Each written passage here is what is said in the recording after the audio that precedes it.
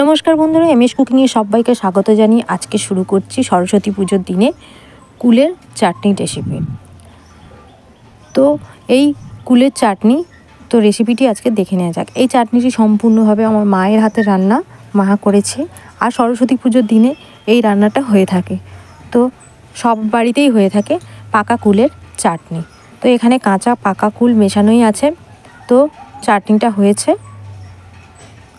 তো চাটনিটা কেমন হয়েছে অবশ্যই জানাতে ভুলবেন না।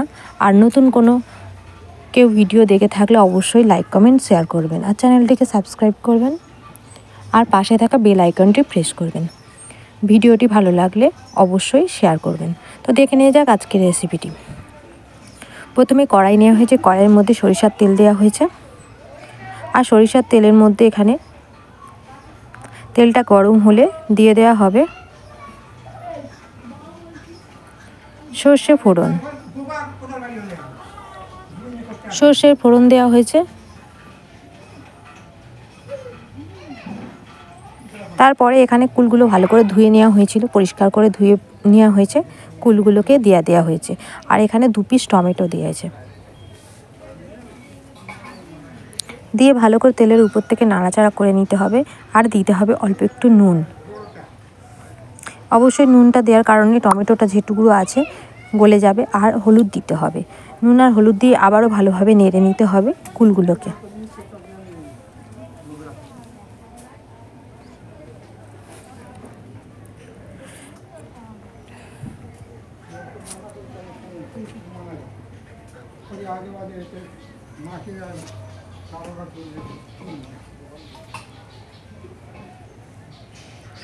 তো এখানে কুলগুলোকে ভালো করে নেড়ে চেড়ে নিতে হবে।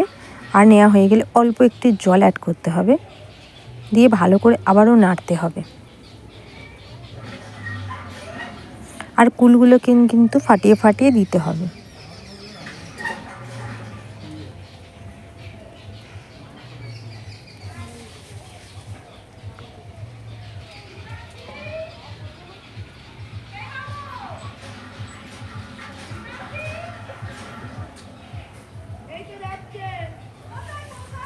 এবারে এখানে 1 টিস্পুন মতো আদা দিয়ে দিতে হবে। এখানে আদা বাটা দিয়ে দেওয়া হবে। 1 টিস্পুনের অনেকটাই কম দেওয়া হয়েছে। আর এখানে আবারও ভালো করে একসঙ্গে নেড়ে নিতে হবে, নিয়ে আবারও জল অ্যাড করতে হবে।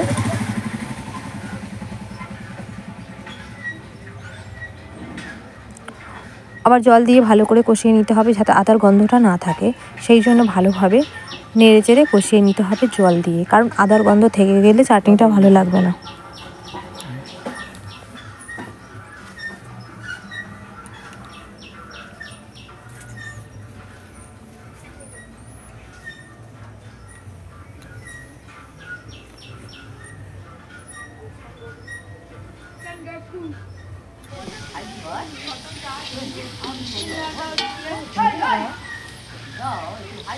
এখানে এবারে কষানো হয়ে গেলে জল অ্যাড করতে হবে প্রয়োজন মতো, মানে জল অ্যাড করে দিতে হবে।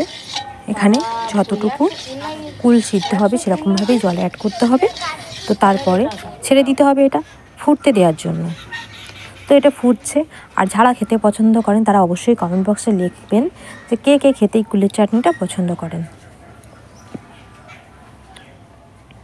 এটা কিন্তু খেতে বেশ ভালোই লাগে। কুলের চাটনিটা পুরো রেডি হয়ে গেছে। এবার নামিয়ে ফেললাম। আর নামানোর পরে এখানে দেখাই যাচ্ছে যে কতটা লোভনীয় হয়েছে। তো ভালো লাগলে অবশ্যই লাইক কমেন্ট শেয়ার করবেন, আর চ্যানেলটিকে সাবস্ক্রাইব করে পাশে থাকা বেল আইকনটি প্রেস করবেন। তো এই রেসিপিটি কে কাদের কাদের বাড়িতে বানানো হয় প্রায় সময়। আর শীতকালে তো এই রান্নাটা প্রায় বানিয়েই থাকে। এই চাটনিটা তো বানানোই হয় বাড়িতে বাড়িতে। শীতের সময় পাকা কুলের চাটনি তো প্রায় বাড়িতে খেয়ে থাকেন বা বানিয়ে থাকেন। তো এটা যারা বানাননি তারা অবশ্যই বানিয়ে দেখবেন যে কেমন লাগে, আর কমেন্ট বক্সে লিখবেন। তো ভিডিওটি ভালো লাগলে লাইক কমেন্ট আবারও বললাম শেয়ার করবেন। চ্যানেলটিকে সাবস্ক্রাইব করে নতুন নতুন ভিডিও আপলোড পাওয়ার জন্য বেল আইকনটি প্রেস করবেন।